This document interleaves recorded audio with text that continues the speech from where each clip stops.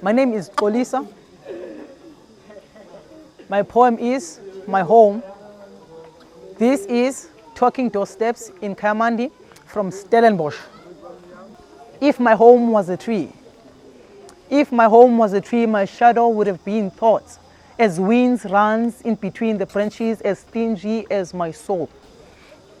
The fallen leaves would be a courageous lead to the land of my forefathers.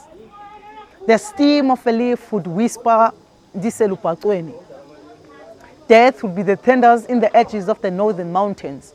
Death would be written in imaginations 100 leagues to approach. Life would be a fairy tale and death would be the last page of my journal.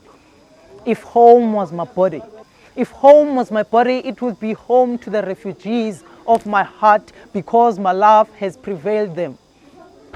Where life and truth are part of the family's routine.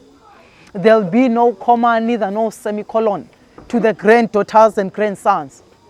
Joy and loves would be the green living grass to the abandoned goats. If home was a sound, it would be a hymn of my sense to life.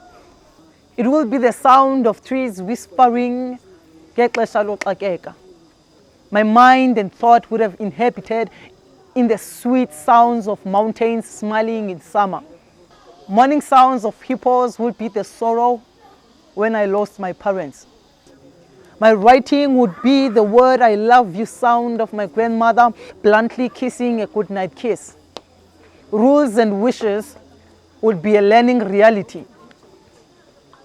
My home opens to see the untold before they being revealed.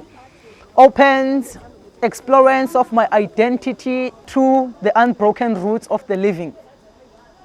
My home opens my hands to jot and to reflect through the dark mirrors.